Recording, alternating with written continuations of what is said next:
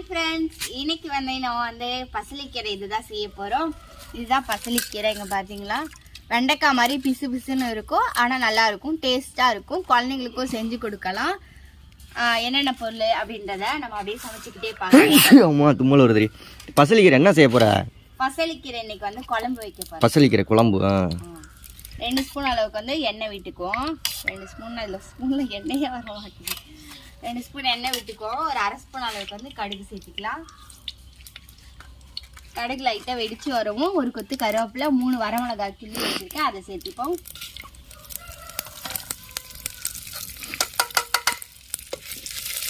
பருப்பு கிடைச்சல. இந்த பருப்பில் பருப்பு ஒரு கப் எடுத்து வச்சுருக்கேன். அந்த பருப்பில் ஒரு 1/2 ஸ்பூன் அளவுக்கு ஜீரகம், ஒரு தக்காளி, ஒரு வெங்காயம், கொஞ்சோண்டு மஞ்சத்தூள் போட்டு நான் பருப்பை நல்லா விசில் விட்டு எடுத்து வச்சுருக்கேன். இந்த பசலிக்கீரையை ஃபஸ்ட்டு நம்ம போட்டு வதக்கி எடுத்துக்கலாம். வதக்கி எடுத்துட்டு நம்ம பருப்பு சேர்த்துக்கலாம். ஏன்னா நம்ம வதக்காமல் பருப்பு சேர்க்கணும் அப்படின்னா பருப்பு அடி பிடிக்க ஆரம்பிச்சிடும். அதுக்காகத்தான். இந்த வெண்டைக்காய் மாதிரியே இந்த கீரையை தொட்டிங்கனாலும் சரி, இந்த கீரையை கழுவுனாலும் சரி, அந்த வெண்டைக்காயில் பிசு பிசுன்னு வரும் இல்லையா, அந்த மாதிரி இருக்கும். இப்போ நம்ம பசலிக்கீரையை நல்லா வதக்கி விட்டு எடுத்துக்கலாம்.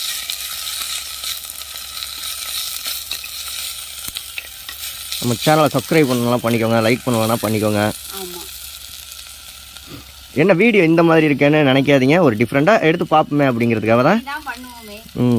அப்படின்ட்டு தான் இப்போ என்ன ஆயிரும். எங்கள் பாப்பா பார்த்து பார்த்துட்டு இருக்கா. ஆமாம் ஆமாம் ஆமாம். எவ்வளோ நேரம் வதக்கணும்? அவ்வளோதான். அவ்வளோதானா? பச்சை வாடை அடிக்காது, நல்லா சுருண்டு வர வரைக்கும் வதக்க வேணாமா? அதான் சுருண்டு வரணும். அந்த தண்ணி இருக்கு பாரு, தண்ணியே நம்ம ஊத்தலாம். ஆனா தண்ணி இருக்கு பத்தியா, அந்த கீரையில தண்ணி வருங்க. அந்த தண்ணி வதங்குற அளவுக்கு நம்ம வதக்கிட்டோம்னா சுருண்டு வந்துருச்சுன்னா அப்ப கீரை அந்த பருப்பை ஊத்தல நம்மளுக்கு கீரை நல்லா சூப்பரா வந்துடும். நல்லா மென்னு சாப்பிட்றதுக்கும் சூப்பரா இருக்கும். 2 நிமிஷத்துல இந்த கீரை ரொம்ப நேரம் வேக வைக்கணும்லாம் இல்ல, 2 நிமிஷம் சருன்னு வேந்துடும். வேக வச்சிடலாம். குழந்தைங்களுக்கெல்லாம் ரொம்ப நல்லது கொடுங்க. முடிக்குமே நல்லது, முடி வளரும். முடி நல்லா வளரும். அந்த பிசு பிசு தன்மை இருக்கனால நம்ம முடி ஹார்டா இருக்கும் இல்லையா, அந்த இது கீரையெல்லாம் சாப்பிட்றதுனால சாஃப்டா வரும். இந்த பசலி கீரை சாப்பிட்றதுனால ஒரு 1/2 ஸ்பூன் அளவுக்கு குழம்பு மிளகாத்தூள் நான் சேர்த்துருக்கேன்.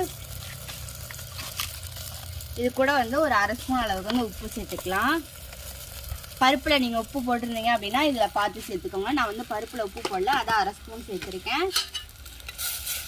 நல்லா கீரையை நல்லா சுண்ட விட்டுறணும். அப்போ தண்ணி இல்லாமல் நல்லா வந்துச்சுன்னா நம்மளுக்கு சூப்பராக வந்துடும். நீங்களாம் பசலிக்கீரை சாப்பிட்ருக்கீங்களா அப்படின்னு கமெண்ட் பண்ணுங்கள். பசலிக்கீரையில் நீங்கள் எந்த மாதிரி சாப்பிட்ருக்கீங்களோ அதையும் கமெண்ட் பண்ணுங்கள். இல்லை ட்ரை பண்ணலை அப்படின்னா கண்டிப்பாக ட்ரை பண்ணி பாருங்கள்.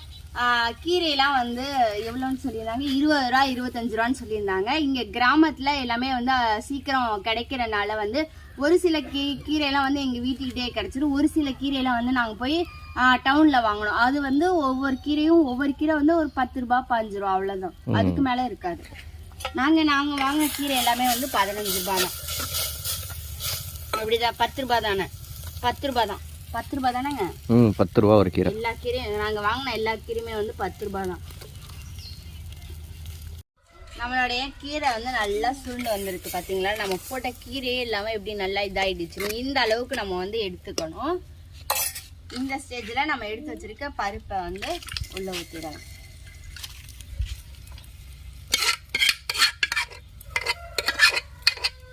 அவ்வளோதான், நம்மளுடைய பசலிக்கீரை குழம்பு சூப்பராக ரெடி ஆகிடுச்சு. இப்படியே சாதத்துக்கு ஊற்றி சாப்பிட்லாம். கடைஞ்சல் மாதிரி இருக்கும். சூப்பராக ரொம்பவே டேஸ்ட்டாக இருக்கும். கண்டிப்பாக நீங்களும் ட்ரை பண்ணி பாருங்கள். ட்ரை பண்ணி பார்த்துட்டு என்னோட கமெண்ட்டில் ஷேர் பண்ணுங்கள்.